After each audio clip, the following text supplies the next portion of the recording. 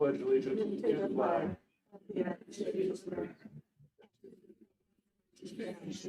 Nation under God. With liberty and justice for all.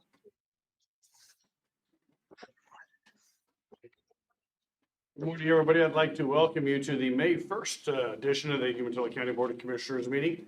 I do want to remind everybody that this is a public meeting. We are being recorded via video and audio, and we are complying with state law, and we have a hybrid option available to us, which, if you notice, Commissioner Doran is utilizing this morning. So he is with us. He's just not in the room. I do want to remind everybody, if you want to address the board, please come to the podium and give us your name and address for the record. With that, any awards, recognitions, or correspondence, Commissioner Dimples? You do not. Commissioner Doran?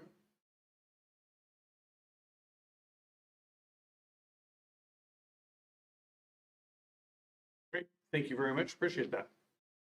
Approval of previous minutes from January 17th, 2024. I move to approve the minutes from January 17th, 2024. Motion second. All in favor of the motion, say aye. Aye. Aye. Motion carries. Any additions to the agenda? No. Okay, public input and recognition of visitors. If you want to address the board with something that's not on the agenda, now is your opportunity to do so. Yes, Larry Bonifer. I live at 54761 Pine Creek Road. I have a problem with the road being gravelled like 2 miles or so. For our 8 miles of road, it's in terrible shape. It actually had mud holes in it like elk season. This is year round. Every time they grade it, we have bedrock coming up. You have to stop and throw the rocks out of the road so you don't hit them with your car in there. And I don't know why this road is being gravelled, because it's a private road pretty much. Only one person uses it, and everybody up there that lives on this mountain has nothing on theirs. Absolutely nothing on the main road. Are you referring to Brucher Road? Is that Yes, what you're I talking am. Yes, I am. I believe that is a county. It is a county road, but there's only one person that uses it, and they're only there from late spring to early fall, and they're not there all the time there in the summertime. They're just there part-time. Mr. Bonford. I have pictures actually showing the gate going into there, and it's posted with the gate shut. And they're on my phone if you wish to see it. Okay, actually, if you wouldn't mind emailing those to Commissioner Doran as our liaison to the road department. Okay. If you want to, I mean, you don't have them in person, like a copy of those? No, you'd have to do it because I don't know how to use it, to be honest with you. Okay. And so I believe that is a county road. Right. So And it's posted, no trespassing in the whole 9 yards. on the property, the sides of the road, correct? Actually on the cattle guard. There, where you open up the gate itself, you can actually see it in the picture. And anyway, that gravel could have been used anywhere else but that. So is there's a gate across the road and then there's a cattle guard? Yes, there's a cattle guard underneath it and the gate across the cattle guard. But like I said, I have pictures. I showed it to her. And she's seen it. But I really think this is unfair that 17, 18 people in homes that were up there that could have used it instead of this one road. I think it's a real misuse of our taxpayer dollars, to be honest with Mr. Bonifer, do you know Mr. Fellows that's sitting right behind you? you. I hope so. Okay, I hope he is. I have our Public Works. Yeah, I hope so, because Right. somebody's got to be responsible. I don't care if they get fired. Somebody should be paid for this, not taxpayers. Even though Hey, county Chair- road. And there, Okay, I think Commissioner Doran wanted to chime in. Yeah, Chair Schaefer, if you don't mind, if Mo would leave that picture, I'll touch base with him. I think he's made appearance a couple of times, so I'll definitely touch base with him. Okay, thank you. Just so everybody knows, Commissioner Doran is the liaison to the road department. yes, So, okay. so with those pictures, if we can get those to Commissioner Okay, all right, thank you. Thank you. Anybody else want to address the board? Okay. Hearing and seeing none in the room and online, we will jump into our regular scheduled agenda. Item number 1 is the Hermiston Ordinance. This is a public hearing, so we will adjourn or suspend our regular meeting and go into public hearing mode. With that, I have an opening statement. Ladies and gentlemen, I call this land use hearing before the Umatilla County Board of Commissioners to order. My name is John Schaefer. I'm the chair of the Umatilla County Board of Commissioners. Our role today is to conduct a public hearing concerning a request to establish a new aggregate site at the site of the Umatilla County Comprehensive Plan list of Goal 5 protected large significant sites and apply the aggregate resource overlay zone to the entire quarry site. I will begin the hearing by asking staff to summarize the application. I will then ask the applicant to testify, followed by those in favor of the application. Then, any persons in opposition or who have questions or concerns will also have a chance to speak. If there is an opposition or questions, staff may respond to them. The commissioners may also ask the staff and witnesses questions throughout the hearing until the record closes. Any person with an interest in today's agenda may offer relevant oral and/or written testimony, but please only speak when I identify you for that purpose. When you testify, please begin by clearly stating your name and address. If you represent someone else, please say so. If you have any exhibits you want us to consider, such as a copy of your testimony, photographs, petitions, or other documents of physical evidence, please provide it to me or to the staff. It will be marked as part of the record. With that, I will turn it over to you. Thank you. Good morning, Commissioners. For the record, I'm Megan Dovchevsky, Planning Division Manager. The applicant today requests the county to co-adopt an ordinance that the City of Hermiston City Council adopted on March 11th, 2024. This is City Ordinance 2356, which amends the comprehensive plan map from urbanizable to urban for an 80-acre tract of land located on the south side of East Highland Avenue. The City Council also adopted Ordinance 2357, annexing said property effective upon co-adoption of Ordinance 2356. The City of Hermiston Joint Management Agreement with Umatilla County, Section E, Subsection 10, requires comprehensive plan amendments applicable to the urban growth area to be processed by the city. The Joint Management Agreement requires amendments to be adopted by ordinance, first by the city, then to the county for co-adoption review. The Hermiston City Council held a public meeting on March 11, 2024, and approved the plan map amendment and subsequently adopted ordinances 2356 and 2350. The Umatilla County Planning Commission held the county's first evidentiary hearing for co-adoption on April 11, 2024 at the Justice Center Media Room located at 4700 Northwest Pioneer Place, Pendleton, Oregon. The Planning Commission recommended approval of the Hermiston Homeworks Comprehensive Plan Amendment co-adoption with a vote of 7-0. In conclusion, the Umatilla County Board of Commissioners' decision is final unless appealed to the Land Use Board of Appeals. Following co-adoption, the City of Hermiston ordinances that the Hermiston Homeworks property will be annexed into the city. And that's all I have for the staff report. I believe the applicant is here in the audience today. Thank you. At this time, I'd like to call for any abstentions, bias, conflict of interest, or declaration of ex parte contact and objections to jurisdiction. Hearing and seeing none. Following declaration is required to be read. Number A is the agenda identifies the applicable substantive criteria for evaluating the request. Staff will review these criteria. All testimony and evidence must be directed toward these criteria. Failure to raise an issue with sufficient detail to afford the decision-making body and the parties an opportunity to respond to the issue precludes appeal to the Land Use Board of Appeals based on that issue. With that, were there any questions of staff? Okay. At this time, I would call for proponents, applicant and or representative. Would like to remind you to give your name and address for the record. My name's Tyler Brandt. My address is 469 Southwest Cottonwood Drive in Hermiston, Oregon, 97838. I'm the president of Hermiston Homeworks, and this is my development. I don't know all of the different things that are on that list to sort of restrict my testimony to, so if I start going out of bounds, please kind of keep me in bounds. Essentially, uh, this application to annex and zone came about because this property is one of the only pieces of property that is contiguous with city limits, that offers sufficient amount of raw land to do a large-scale development in this quadrant of town. The previous use being future was farmland where hay was grown. The way that that land is shaped makes it very difficult to farm efficiently. And you'll see on aerial photos that there is a pivot on there that does a half circle.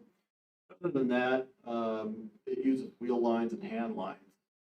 There's enough slope there that it's pretty challenging to farm, and it's just been used to farm hay for the most part. It's a challenging piece. So as Hermiston's grown, it has needed land like this to expand housing, keep housing prices affordable in the area, have a lot of workers moving to the area. Data centers have brought in a lot of people, so we do have a housing need there. And I spoke with city staff there in Hermiston before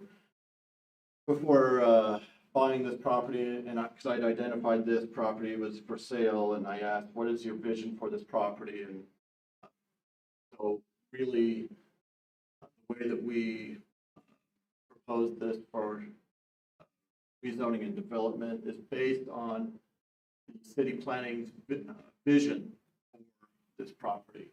We really tried to work with city staff in giving the city what they wanted this property. It was zoned as future industrial, which I understand is a very old term that's not in use anymore. But it was, I think, a designation that happened in the 70s. And as Hermiston has matured, this area really does not make sense for industrial use. There are nice homes to the north of the property there. We have colleges to the west there. The strip that is south of the railroad there is very narrow. Will be very difficult to develop, but as an industrial property, almost not possible. I spoke with city city staff about the development there as industrial use. They could not, we and them could not come up with a feasible way to use that. It's just not economical to put a road through there and have the emergency vehicle access and ingress, egress. And then also, I think there was some fire safety issues with industrial use back there. Anyway, I think that this is it was a residential site primarily. At least in the northern part, that is primarily going to be residential. It's a very nice site for homes. Nice view of the city because it does sit up a little bit higher. I think residents would really like this location for housing development. If there's any questions, I'm happy to answer questions. Any questions for the applicant? I do have a question. It's farmland right now. Yeah, I just hate seeing farmland taken out, sure. you know.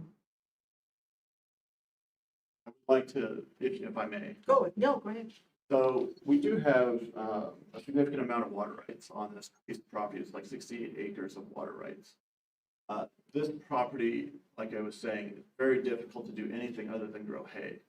If I can transfer those water rights to somebody else that can make use of previously unfarmable land or that with irrigation rights could become high value. I think that is a win for the community. Can that be done, Doug? Transfer those water rights? So that's something you would be willing to do? Oh, yeah. Those Do water that. rights? Yeah, either I transfer those rights or I pay the irrigation district to give those rights back. A little cheaper. Yeah, exactly. Tyler, is there any issues with the railroad? Not that I know of. There's a 200-foot railroad right of way, so obviously people would hear a train, but people hear a train everywhere in Hermiston. There isn't a house. No, I get it, yeah. Yeah. I was more thinking about access on the backside. I mean, have you plotted it out? So we do not have any development planned for that 25-acre narrow strip right now. We're brainstorming and trying to find ways to make that developable. One idea that we've been sort of kicking around is airport hangar. So they're hangar homes with a bridge that would go across the P Canal. Of course, that requires approval by Bureau of Reclamation to do anything over that feed canal. It's also going to require some approval from the FAA because they have a little bit of say over what gets developed around the airport. The city gets a little, that municipal airport gets a little bit of money from the FAA, and for that money, the city has to involve them in decisions on the development that happens around that airport. So it's not as much of a railroad issue as it is an FAA issue. But because if we were to build hangar homes, they'd basically be homes that have a hangar attached. They can taxi their airplane over to the runway. If we built a few of those, due to the nature of them being hangar homes, I think the FAA would agree to something like that. That'd be interesting. That'd be pretty clever, Tyler. Well, thank you. Yeah, so that's one idea for up there. We also looked at it as a potential RV park. Thought about doing something more upscale than anything else that's in the area. I don't think it'd be very hard to do, and I think there's quite the demand with all of the transient workers that are here building data centers. Whether or not that's allowable by the FAA remains to be seen. I think that would be a challenge to get that signed off on. I don't even know if it's something I would want to do. I just had a traffic impact study done on that basis because I figured that would be the worst case scenario. Whether or not that happens, I am leaning towards it probably not happening. And I would kind of rather develop it as hangar homes if we end up developing it. Again, I may just hold on to it for a long time because I don't know what really is possible with that narrow strip. So it's just hard to say how it might develop. It's going to be a challenge. Thanks, Tyler. You bet. Any other questions? Thank you. Anybody else want to speak in favor of a proponent of the project? Okay. Now at this time, I'm going to call for opposition. Anybody want to speak in opposition? So which one did you want to speak in favor of? In favor or neutral Okay. for its project. Okay. My name is Annette Kirkpatrick. I manage Hermiston Irrigation District. Our address is 366 Robert Avenue. And just for clarification, I also sit on the City of Hermiston Planning Commission. So I kind of worked with Mr. Brandt through this entire project, and I too hate to see good farmland out of production.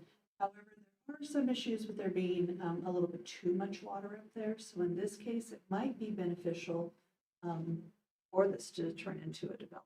So that's why we approved of this plan and kind of supported it. He is working with our water rights specialist to move that water onto lands that could use that more beneficially without causing any groundwater seepage problems. And so We're going to be doing a development agreement with Mr. Brandt. There will be fencing along the feed canal. I know this is also in line with the city of Hermiston's Getman Road enhancement project. So that will also bring that road up 10th. That's going to expand that. On the other side, he's also got Townsend Road and Loop Road that he can connect into. I know he's done all of his TIAs for traffic impact. But it seems like he's done a pretty good job in working with the city in managing this. So if you have any questions, yeah, just available. Thank you very much. You're welcome. Anybody want to speak in opposition? You're seeing none in the room. Anybody who else want to speak neutral? Hearing and seeing none, either online or in the room. Call for comments from public agencies. I don't believe we have. You did, Megan, or is she? No. Oh, there you Agency. go. Okay, that's right. Okay, thank you. Call for rebuttal. We have need for that. This time we have a call for request to continuance or keep the record open. If granted, staff will assist and schedule the time available. There a need to keep the record open? Okay. At this time, I'm going to close the hearing, and we will go back to our regular scheduled agenda. And with that, we are able to deliberate and make any decisions and adopt any findings that the board has. Wishes of the board. I would move for approval and accept the recommendation of the planning commission. Second. Motion and a second. Any further discussion? All in favor of the motion, say aye. Aye. Aye. Aye. Motion carries. Good luck with the project. Item number Much needed. 2, trailer purchase. Mr. Fellows.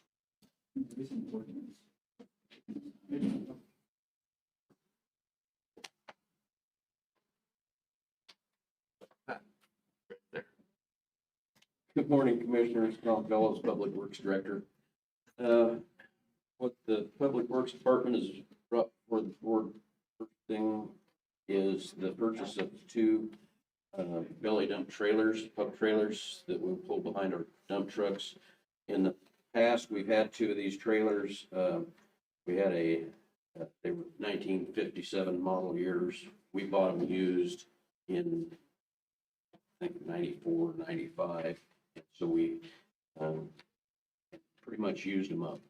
About a year and a half ago, we finally had to retire those trailers because we couldn't get parts for them anymore. And as luck would have it, Lincoln County, I was at a meeting with their public works director a few weeks ago, and they had 2 of these trailers that they're surplusing, and our estimation, they have plenty of life left in them. 2003 and a 2005 trailer. There's photos of them on the pinky along with that. Lincoln County's asking $10,000 a piece for these trailers. This is actually a good deal. We've been paying $15,000 to $18,000 for our in-dump pup trailers. So this is consistently lower than what we would use those for. Historically, we like to use these trailers around, especially when we get around town, because you got overhead power lines and things, and so these trailers don't have to conflict with the power lines. The truck driver only has to pay attention to the box on the truck then, and not two dump boxes. Anyway, we're requesting the board approve purchase of these 2 trailers for a total of $20,000.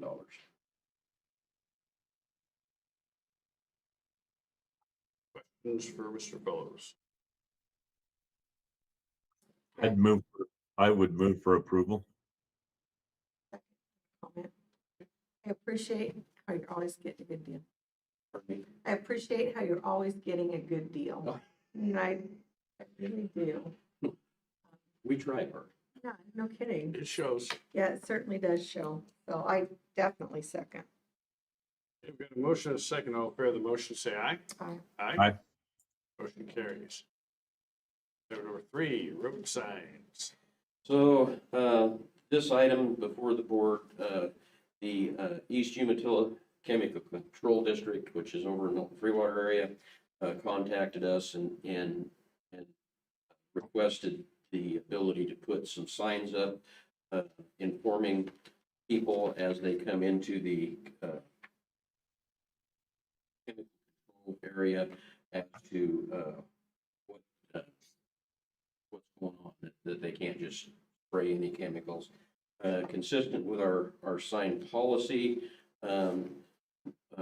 Malcolm Millar and Todd Davis worked with our sign department, and they understand that they'll have to purchase the signs and the hardware to mount the signs. They've already worked with our sign department on locations, and we're fine with all the locations. And then we will install the signs, build the installation, and then any damage or repairs that need to be done they'll have to pay for those in the future as well. This is all consistent with policies that we've set up in the past. Really, what we're just asking the board to do is approve moving forward with the signs and the installation for the district. How many signs are there, Tom? It's eight, yeah, and the locations are on the map that should have been attached with that. Consistent with the boundaries of the district.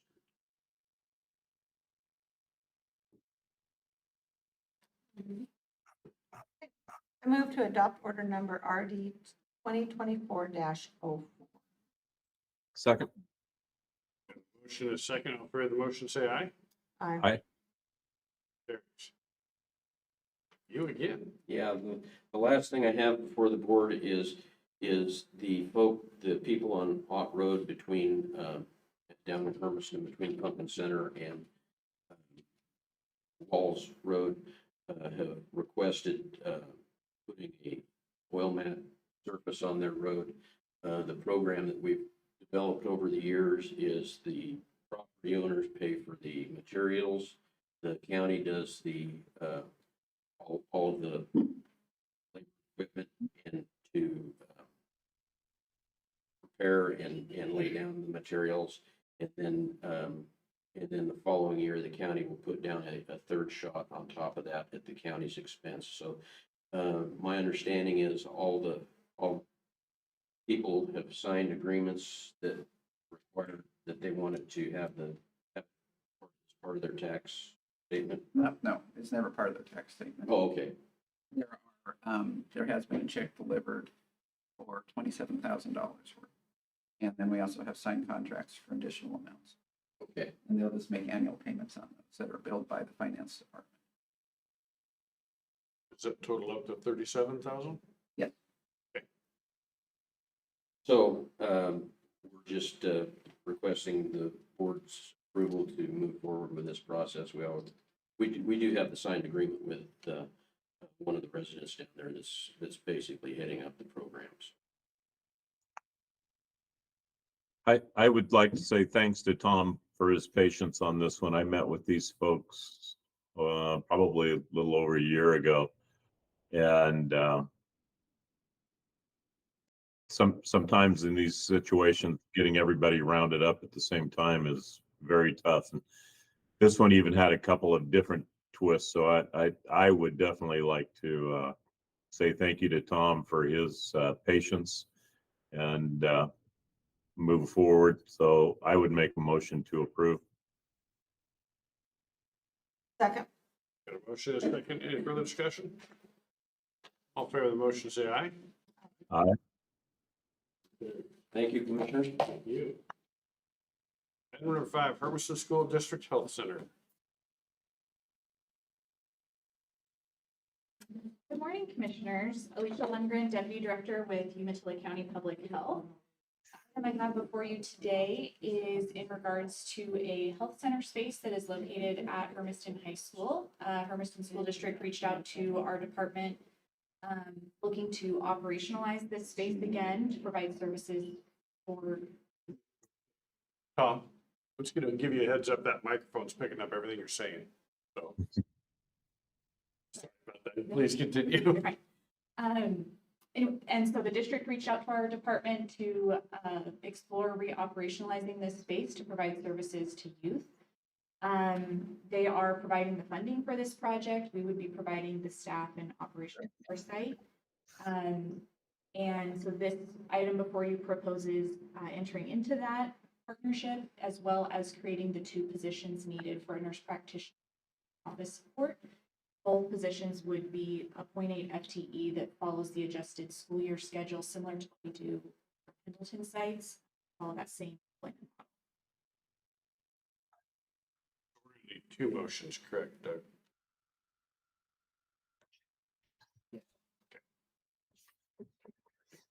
Okay. Wishes from the board. Can I ask a question? What kind of services do you provide? Yeah, so the focus of school services, one, that will obviously be a conversation we continue to have with Hermiston School District as we develop this over time. We're still early into this partnership, but generally speaking, based on experience of other school health centers that we have in the area and across the state, you're looking at providing preventative care services as a primary function. So one way that looks for youth is sports physicals or well visits. As well as helping with vaccines and other preventable services. So that's always a primary focus, right? You want to keep youth healthy and through proactive health measures.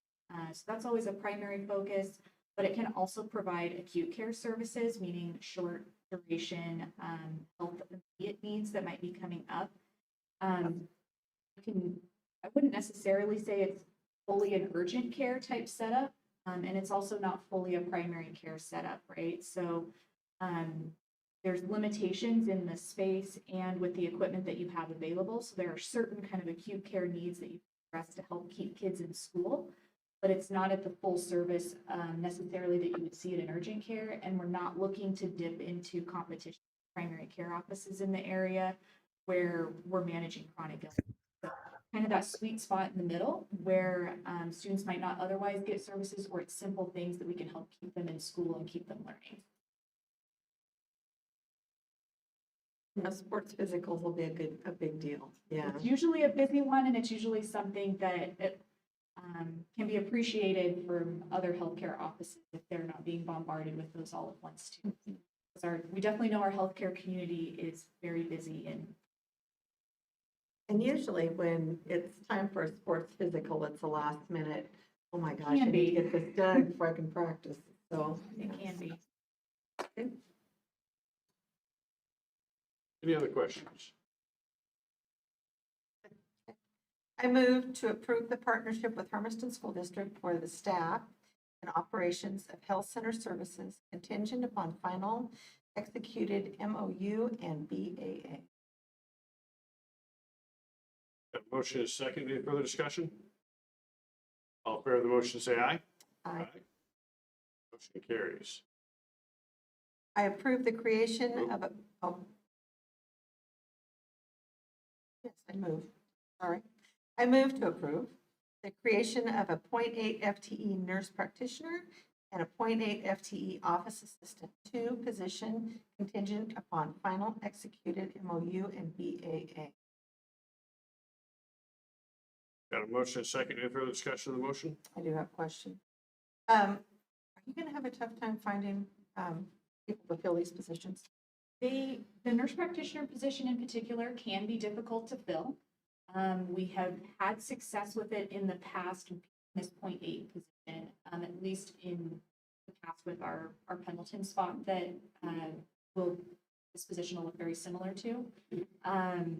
And so we'll see kind of how that recruitment goes, but definitely filling that will then initiate when services are able to begin, be able to start and make filled. Not anticipating too much difficulty filling the office assistant position. And we will look to fill that after we fill the nurse practitioner one. So we'll start with ensuring that we can open for services, and then we'll look to our support staff position. And all of this would be looking to start work in the fall if the recruitment happens in time. Otherwise, it'll start once a practitioner. But kind of what usually entices to this position is the school schedule, and kind of looking for that work-life balance piece can sometimes be the enticement we've found in the past. Before we vote on this, you did bring some people with you. Yes, Would you care to introduce them? yeah. This is Mr. Dan Greeno from Hermiston School District.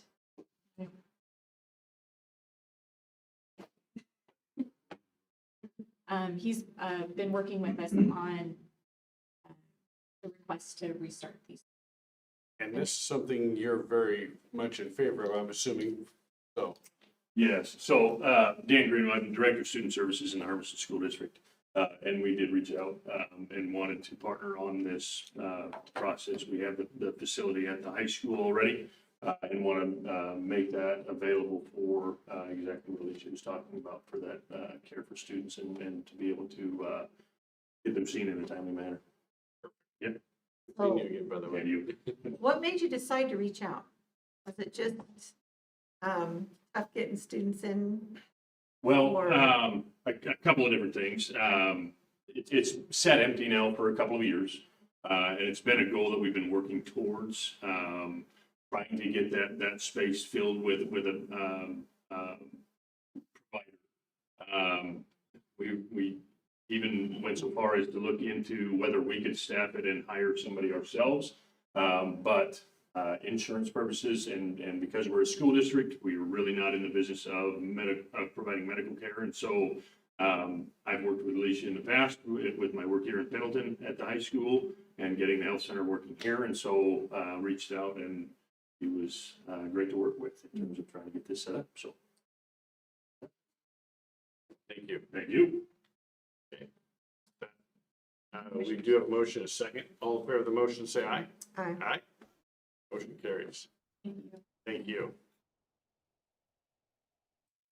Item number 6, CDA authorization. You pick that one? Or do you want to do it?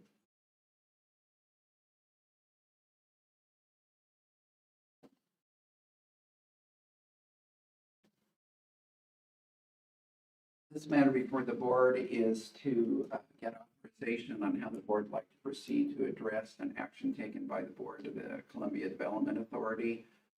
It had previously on March 26th passed an action that at least 2 of the entities were unaware of prior to the vote. And basically the result of the vote is that 2 ports would end up with all of the developable property on the depot. This is in contrary to the terms of the intergovernmental agreement that was signed by the 5 entities when they formed the CDA, which requires prior notice to the other parties prior to an action being taken. This has happened in the past, and at that point, the CDA board rescinded its action in response to that. However, in this case, they have not. And so now the board is looking at what options it might do to try to enforce the terms of the agreement. And basically to pursue whatever legal options are available, including litigation.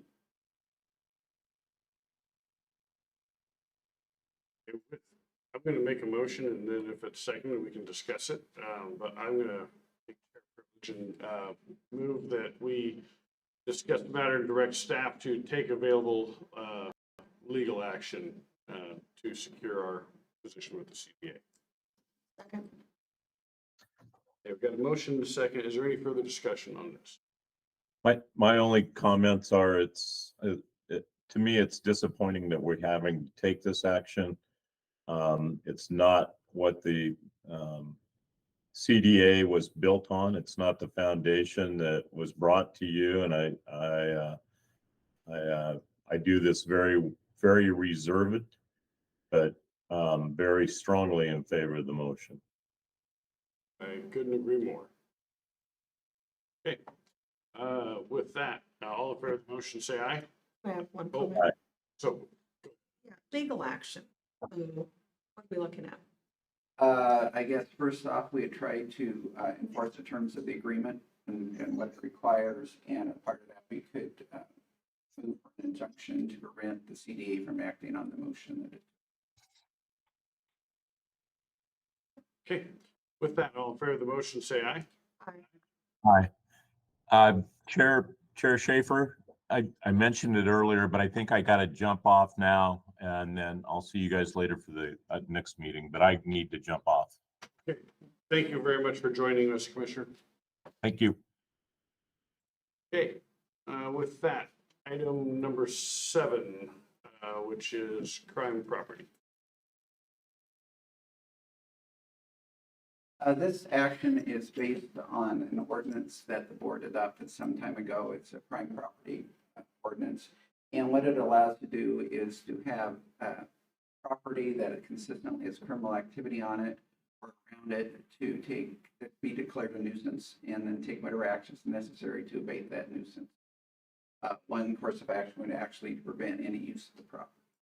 That does require court action, however, and prior to any action being filed, the Board of Commissioners has to approve it. In this situation, we have a piece of property that has had at least 3 incidents of criminal activity on it within 90 days. There's actually been more than that, but that's what the ordinance requires.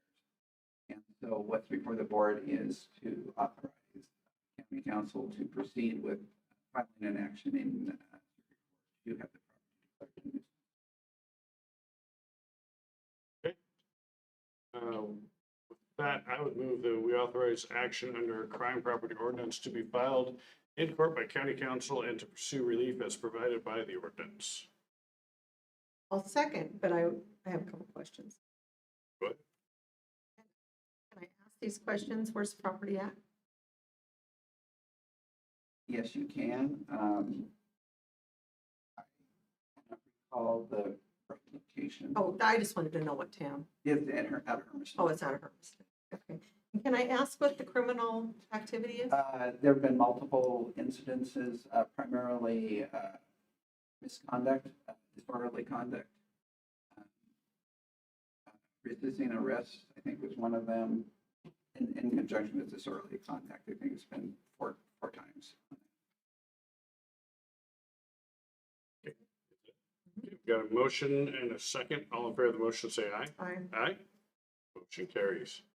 Thank you. Thank you. Final thoughts, Commissioner Simmons.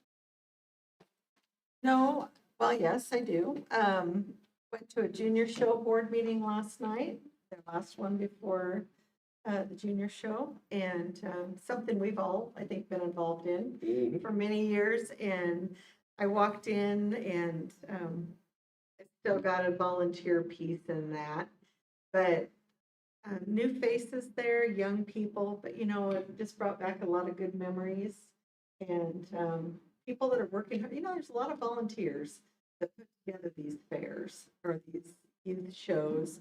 And so I just wanted my hats off to them because all volunteer and a lot of work ahead in the next couple of weeks. And so, yeah. As parents, we always had barn duty, and our day was always Sunday for barn duty, which was often Mother's Day. Well, my wife being the mother, I got barn duty first thing every Sunday morning, so she got to sleep in and have coffee and breakfast made to her for her. So yeah, I know exactly what you're talking about. You're right. The volunteers do make the shows. They do make the shows and get a lot of time going in the next couple of weeks. And, you know, faces that I was looking around the room and some people have been there for decades. They continue to volunteer. So anyway, it was pretty neat. And now the children of the volunteers are the volunteers. Exactly, exactly. My daughter was sitting in that room and sitting right in the center of everything, so. There she was. And so my grandson shows. Yeah. Anyway, great evening, and I just wanted to bring that up. Excellent. All right. Well, love to end on a high note. With that, we are adjourned. Thank you.